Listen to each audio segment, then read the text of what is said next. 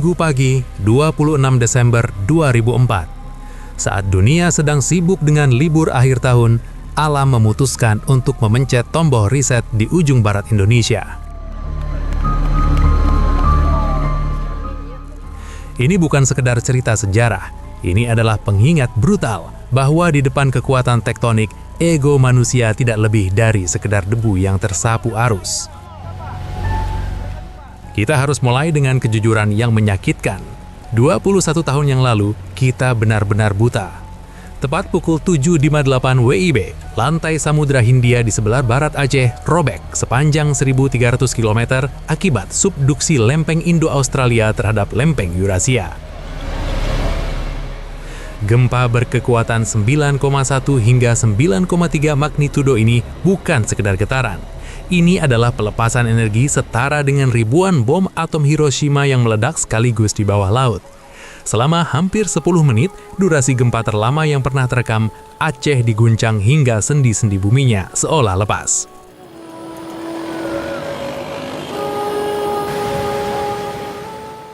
Mungkin bagi kita yang terbiasa dengan peringatan dini di smartphone, bayangkan kondisi tahun 2004. Tidak ada sensor yang berfungsi, tidak ada SMS broadcast dari BMKG, dan tidak ada pengetahuan tentang apa yang terjadi jika air laut tiba-tiba surut setelah gempa besar. Ribuan warga di pesisir justru turun ke pantai karena penasaran melihat ikan-ikan terkapar di pasir yang kering. Itu adalah perangkap maut yang disiapkan alam bagi mereka yang tidak dibekali literasi mitigasi.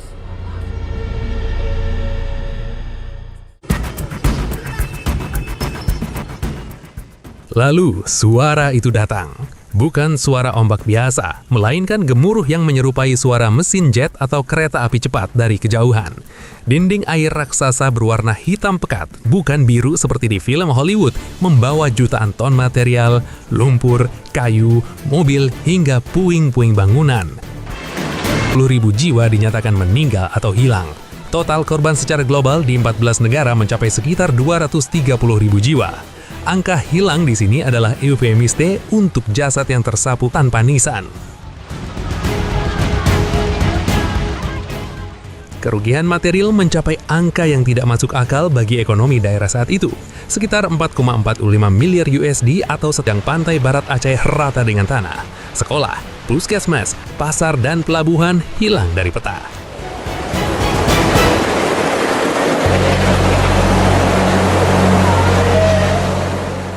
Kota Melaboh dan Calang sempat terisolasi total selama berhari-hari, membuat mereka yang selamat harus bertahan hidup di antara tumpukan mayat dan puing.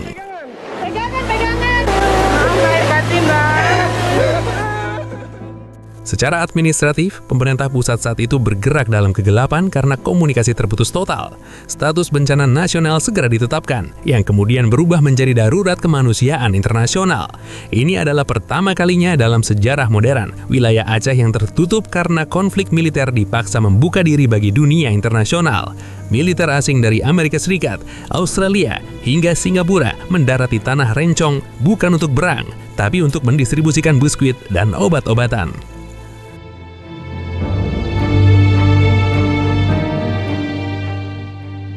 Bantuan internasional mengalir deras dengan nilai komitmen mencapai 14 miliar USD. Namun di sini letak kejujuran pahitnya. Tidak semua uang itu sampai atau efektif. Sebagian habis di rantai birokrasi, dan sebagian lagi terbuang karena proyek-proyek yang tidak sesuai kebutuhan lokal. Meskipun begitu, keberadaan BRR, Badan Rehabilitasi dan Rekonstruksi, menjadi standar global tentang bagaimana mengelola pemulihan pasca bencana secara masif, meski tetap diwarnai isu korupsi di beberapa titik. Namun, di balik duka, ada keajaiban politik yang lahir dari lumpur tsunami. Konflik bersenjata antara pemerintah RI dan Gerakan Aceh Merdeka atau GAM yang sudah berlangsung selama 30 tahun, tiba-tiba kehilangan maknanya di hadapan kematian massal.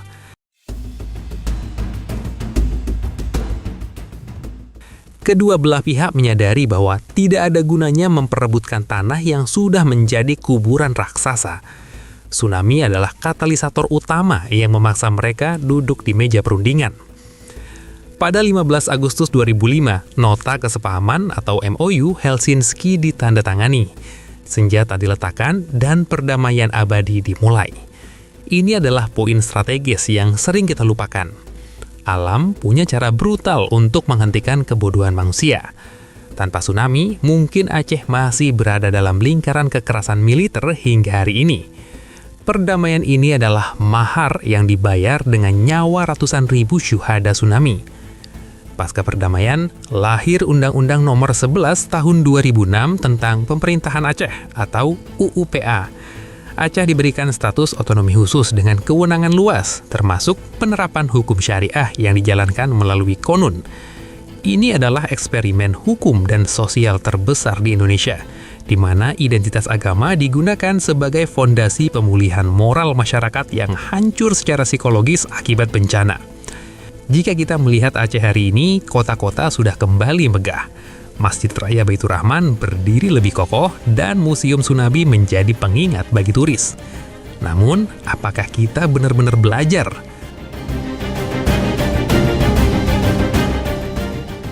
Fakta pasca tsunami menunjukkan bahwa banyak permukiman kembali dibangun tepat di garis pantai yang sama dengan lokasi bencana 2004. Ini adalah bentuk amnesia kolektif yang sangat berbahaya. Kita membangun rumah di atas jejak kaki raksasa yang sewaktu-waktu bisa kembali menginjak.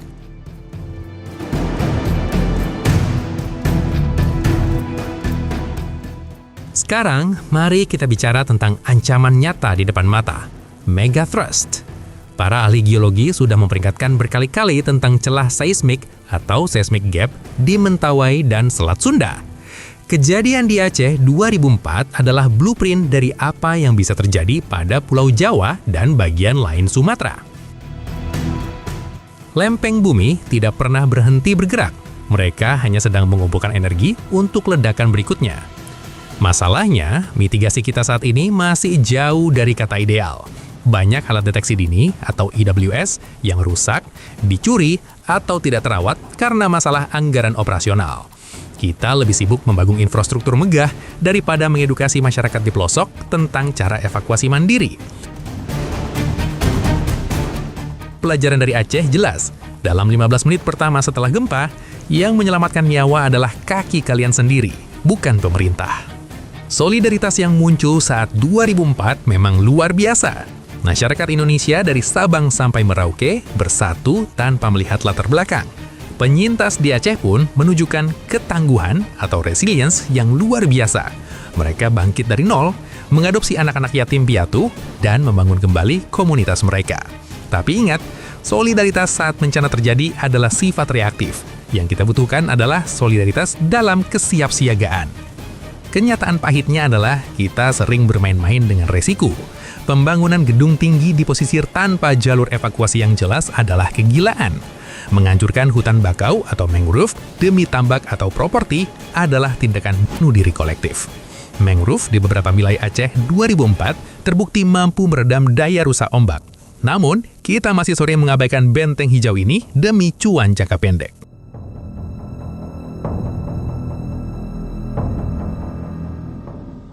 Pemerintah daerah di wilayah rawan bencana harus berhenti bersikap seolah-olah bencana adalah kejadian sekali seumur hidup. Sejarah geologi menunjukkan ini adalah siklus. Penataan ruang harus berbasis resiko bencana, bukan berbasis keinginan investor. Jika aturan ini terus dilanggar, maka kita sebenarnya sedang menyiapkan panggung untuk tragedi berikutnya. Bagi kalian Gen Z, literasi bencana adalah skill bertahan hidup yang wajib dimiliki. Jangan hanya jago scrolling medsos, tapi pahami tanda-tanda alam. Jika gempa terasa sangat kuat dan berlangsung lama, jangan tunggu sirine. Lari ke tempat tinggi secepat mungkin. Pelajaran dari 170.000 jiwa di Aceh adalah bahwa alam tidak memberikan toleransi bagi mereka yang ragu-ragu.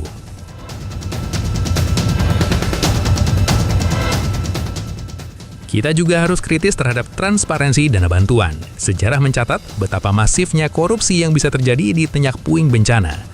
Mengawasi setiap rupiah dana mitigasi dan rekonstruksi adalah tugas kita sebagai warga negara agar tidak ada lagi oknum yang berpesta di atas duka orang lain.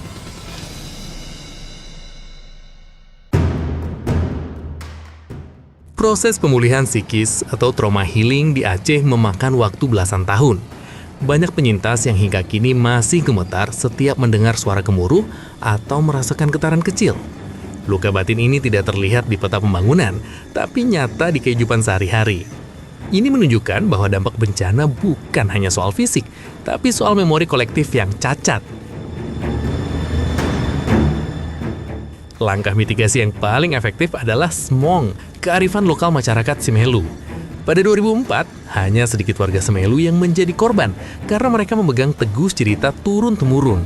Jika gempa besar, air laut surut, lari ke gunung. Inilah yang kita lewatkan, mengintegrasikan sains modern dengan kearifan lokal yang sudah diuji oleh waktu. Tragedi Aceh juga mengubah wajur kemanusiaan global. Standar Operasional Prosedur atau SOP Bantuan Internasional direvisi total berdasarkan pengalaman di Aceh. Koordinasi antar negara menjadi lebih terstruktur.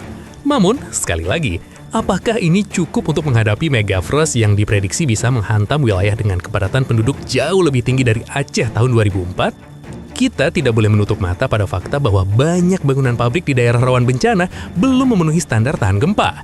Sekolah dan rumah sakit seringkali menjadi bangunan pertama yang runtuh. Ini adalah kejahatan konstruksi yang dibiarkan atas nama pengkhianatan anggaran. Keamanan nilai publik tidak boleh ditawar dengan harga diskon. Potensi megatrust bukan untuk menakut-nakuti, tapi untuk memaksa kita sadar dari tidur panjang. Sumatera dan Jawa berada di atas zona subduksi yang sangat aktif. Jika kita tetap tidak peduli pada tata ruang dan sistem peringatan dini, kita hanya menunggu waktu sampai sejarah berulang dengan jumlah korban yang mungkin lebih mengerikan. Peran teknologi dalam mitigasi memang penting, tapi jangan mendewakannya. Satelit dan sensor bisa gagal. Yang tidak boleh gagal adalah insting bertahan hidup manusia. Pendidikan kebencanaan harus masuk dalam kurikulum inti sekolah, bukan sekedar selingan saat simulasi tahunan yang sering dianggap remeh.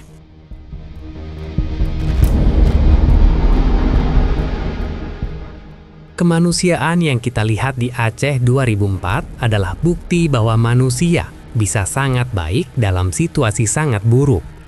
Para relawan yang mempertaruhkan nyawa untuk mengevakuasi jasad yang sudah membusuk selama berminggu-minggu adalah pahlawan tanpa tanda jasa. Spirit Aceh Bungo dalam konteks positif, kegigihan yang luar biasa, harusnya menjadi inspirasi kita untuk tidak mudah menyerah. Di sisi lain, daerah otonomi khusus Aceh saat ini memiliki tanggung jawab besar untuk membuktikan bahwa dana otsus yang melimpah benar-benar digunakan untuk menyejahterakan rakyat dan memperkuat pertahanan terhadap bencana, bukan hanya untuk memperkaya elit lokal. Kesejahteraan rakyat adalah mitigasi bencana yang paling hakiki. Orang miskin selalu menjadi korban paling rentan dalam setiap bencana. Fakta bahwa perdamaian bisa dicapai melalui tragedi adalah pelajaran mahal. Jangan sampai kita butuh bencana besar lainnya hanya untuk menghentikan pertikaian politik atau sosial di bagian lain Indonesia. Kedamaian harus dirawat dengan akal sehat, bukan dipaksakan oleh hamukan alam. Mari kita lihat kembali 2004 sebagai sebuah titik balik. Jangan hanya memperingatinya dengan upacara seremonial dan tabur bunga. Lihatlah dengan kacamata strategis, di mana posisi rumah kita, di mana jalur evakuasi kita. Apakah tas siaga bencana sudah siap di dekat pintu? Jika jawabannya belum, berarti kita belum belajar apa-apa dari 230.000 nyawa yang hilang. Kesadaran kolektif adalah kunci. Kita hidup di ring of fire, berhenti bersikap seolah kita tinggal di tempat yang aman dari guncangan. Kejujuran terhadap risiko adalah langkah pertama menuju keselamatan. Jangan biarkan optimisme buta membunuh kalian. Kesimpulannya, catatan kelam tsunami Aceh 2004 adalah sebuah legasi yang pahit namun penting. Ia memberikan kita perdamaian, ia memberikan kita pelajaran tentang solidaritas dunia, dan ia memberikan kita peringatan keras tentang masa depan. Sekarang, bola ada di tangan kita. Mau tetap jadi penonton yang pasrah atau menjadi masyarakat yang tangguh dan siap menghadapi tantangan bumi? Tsunami 2004 bukan sekedar tragedi masa lalu, tapi alarm yang masih berbunyi hingga detik ini. Dengan ancaman megatrust yang nyata, apakah kalian merasa pemerintah sudah cukup serius menyiapkan kita, atau kita hanya sedang menunggu giliran untuk menjadi statistik berikutnya? Tulis pendapat jujur kalian di bawah.